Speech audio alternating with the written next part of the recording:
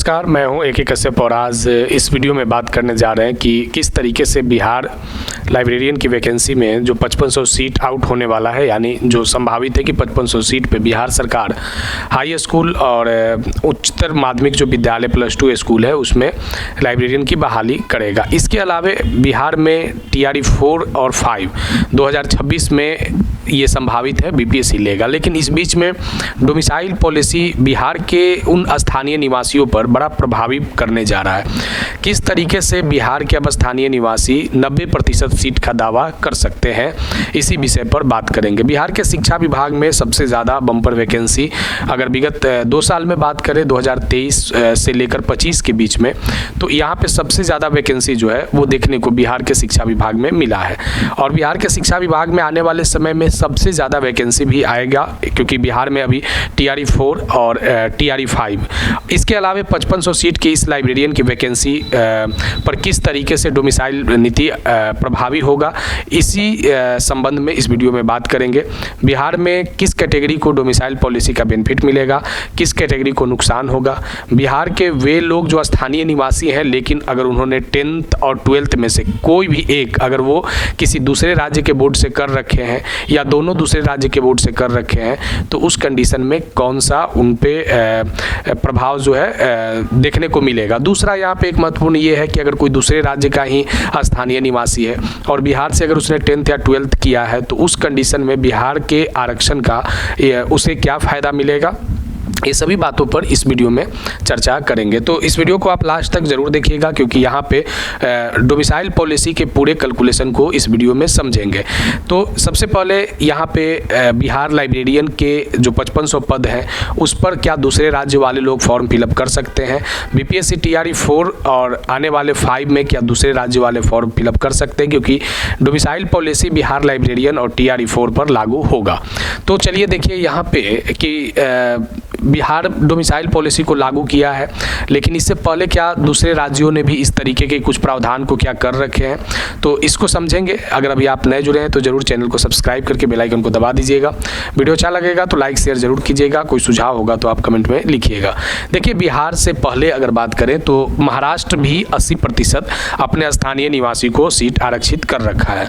कर्नाटक, आंध्र प्रदेश, मध्य प्रदेश और जम्मू कश्मीर में भी स्थानीय लोगों को इसका बेनिफिट दिया जाता है।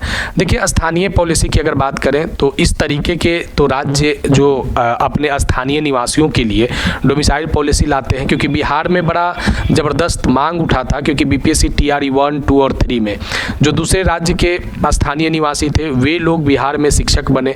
तो इससे हुआ क्या कि जो बिहार के जो स्थानीय निवासी छात्र रहे, जिन्होंने BEd, DLEd या जो भी उसके समकक्ष योग्यताधारी थे, और जब वे लोग वंचित होने लगे तो उस कंडीशन में ये लोग मांग उठाएं कि सबसे पहले स्थानीय निवासियों को यहाँ पे वरीयता दिया जाए, यानी राज्य अपने निवासियों को सबसे पहले देखे।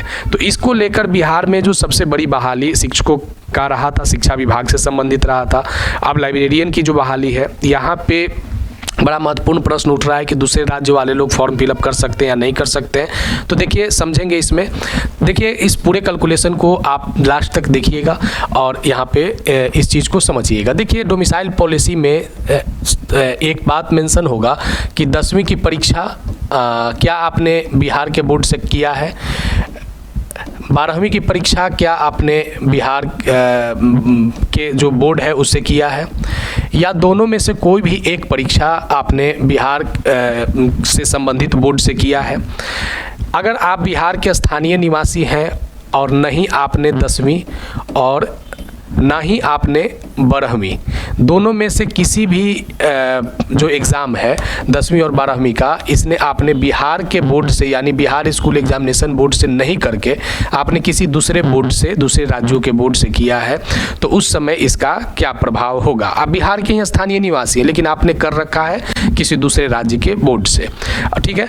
अगर तीसरा एक और यहाँ पे आप नॉर्म्स देख सकते हैं कि दूसरे राज्य का स्थानीय निवासी है और उसने 10वीं और 12वीं दोनों एक परीक्षा जो है वो बिहार स्कूल एग्जामिनेशन बोर्ड से दे रखा है, दूसरे राज्य का निवासी है, या 10वीं या 12वीं में से कोई एक परीक्षा यहाँ के बोर्ड से दे रखा है, तो उस कंडीशन में कैसे ये डोमिसाइल पॉलिसी प्रभावी होगा। तो चलिए सबसे पहले यहाँ पे हम लोग कैलकुलेशन के आधार पे ही समझेंगे। यहाँ पे 5500 पोस्ट का जो डेटा अभी जो आएगा कि बिहार में जो जिन लोगों का बिलिस या बिलीव है, तो उन लोगों के आधार पे 5500 पोस्ट पर किस तरीके से डोमिसाइल नीति प्रभावी होगा। देखिए, डोमिसाइल पॉलिसी को समझने से पहले हम लोग आरक्षण पॉलिसी को इसमें समझेंगे।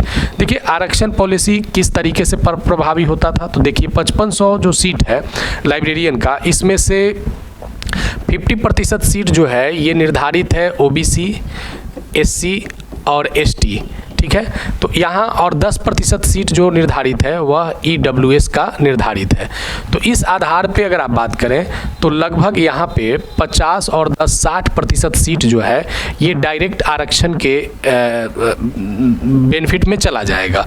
तो 60% का मतलब हुआ कि 3300 पोस्ट जो है ये बिहार के ही निवासी को मिलेगा, बिहार के ही स्थानीय निवासी को मिलेगा, बशर्ते इनको इसका फ़ायदा लेने के लिए अंचल कार्यालय से जो निर्गत जो आरक्षण का जो संबंधित जो डॉक्यूमेंट होता है वह इन्हें उपलब्ध कराना होगा फॉर्म भरने के समय। तो 3300 सीट पे तो डायरेक्ट बिहारियों को बेनिफिट मिल गया। अब बच गया यहाँ पे 2200 सीट। अब देखिए ये 2200 जो सीट बचा, इस 2200 सीट में से 35% सीट जो है ये महिला के लिए बिहार सरकार आरक्षित कर रखा है। और ये कौन सी महिला के लिए, जो बिहार राज्य के स्थानीय निवासी है, ठीक है। तो इसके बाद यानी 2200 में से 35% सीट का मतलब हो गया कि लगभग 770 पद जो है ये दे दिया गया बिहार राज्य के महिला को अतिरिक्त बेनिफिट। तो यहाँ पे देखिए कि यहाँ पे अगर हम डेटा मेंशन करते हैं तो 3300 पहले से था और 770 पोस्ट इसमें और ऐड हो गया जो बिहार राज्यों के स्थानीय निवासियों को इसका बेनिफिट मिलेगा। अब देखिए अगर 2200 में से अगर 770 पद अगर महिलाओं को अगर हम यहाँ पे बिहार राज्य वाले महिलाओं को अगर हटा देते हैं तो लगभग यहाँ पे 1430 पद जो है ये अब अनारक्षित कैटेगरी में आएगा। अगर बिहार में डोमिसाइल पॉलिसी लागू नहीं होगा तो अनारक्षित पदों की संख्या हो जाएगा 5500 के आधार पर 1430। यानी इस 1430 सीट पर किसी भी राज्य के जो छात्र या छात्रा हैं वो इस 1400 सीट पे फाइट करेंगे। बिहार के वे स्टूडेंट जो आरक्षण के दायरे में नहीं आते हैं वे लोग कहाँ पे फाइट करेंगे, 1430 सीट पे फाइट करेंगे। अब देखिए ये 1400 सीट तो 1430 सीट के अगर डोमिसाइल पॉलिसी अगर लागू होता है तो देखेंगे कि उस आधार पर ये कैसे अलग अलग होगा। तो 1430 सीट के आधार पे अगर बात करें तो यहाँ पे 40% सीट उन लोगों के लिए दिया जाएगा, उन लोगों के लिए 40% सीट दिया जाएगा जो लोग बिहार के स्थानीय निवासी हैं लेकिन उन्होंने 10वीं या 12वीं या दोनों में से कोई भी एक भी परीक्षा बिहार से संबंधित बोर्ड से न देकर किसी अन्य राज्य के बोर्ड से दिया है। तो वैसे लोगों को यहाँ पे 40% सीट का बेनिफिट नहीं मिलेगा। तो ये कौन लोग हैं जिसको नहीं मिलेगा, ये वो स्थानीय लोग हैं जो बिहार से संबंधित हैं लेकिन उन्हें 10वीं या 12वीं में से उन लोगों ने न तो उन लोगों ने 10वीं का बोर्ड यहाँ से दिया न 12वीं का दिया। तो अगर 1430 पद का अगर 40% को अगर हम कैलकुलेट करते हैं तो 572 ऐसे पद हो जाएंगे कि इस पद का बेनिफिट बिहार के स्थानीय निवासी को उस समय नहीं मिल पाएगा जब वहाँ 10वीं और 12वीं के वो नॉर्म्स को पूरा नहीं कर पाते हैं। यानी 572 सीट के अलावे अब देखिए यहाँ पे जो 60% सीट बचा, 60% सीट यानी 1430 का 60% सीट का मतलब हो गया कि 858 सीट। ये 858 सीट उन लोगों के लिए है कि जो किसी दूसरे राज्य के स्थानीय निवासी हैं, किसी दूसरे राज्य के स्थानीय निवासी हैं, लेकिन उन्होंने 10th और 12th या दोनों में से कोई भी एक अगर कर रखा है बिहार से के संबंधित बोर्ड से, तब उन लोगों को ये बेनिफिट यानी 858 वाले सीट का बेनिफिट मिलेगा। अब यहाँ पे अगर बात करें कि अगर वैसे तो संख्या काफ़ी कम है कि ये जो 858 वाले जो संख्या है इसमें तो काफ़ी कम लोग होंगे, लेकिन इसका बेनिफिट उन बिहार राज्य के अनारक्षित कैटेगरी वाले स्थानीय निवासी को मिलेगा जिन लोगों ने बिहार के अनारक्षित श्रेणी में रहने के बाद 10वीं या 12वीं का परीक्षा जो है वो बिहार बोर्ड से दिया है। तो इस आधार पे देखिए यहाँ पे टोटल सीटें कितने हो गए, जो बिहार राज्य के स्थानीय निवासी को 3300 पहले से था, 770 महिला को दे दिया गया, और यहाँ पे ये 858 सीट का फ़ायदा ये बिहार राज्य के स्थानीय निवासी को मिलना तय है।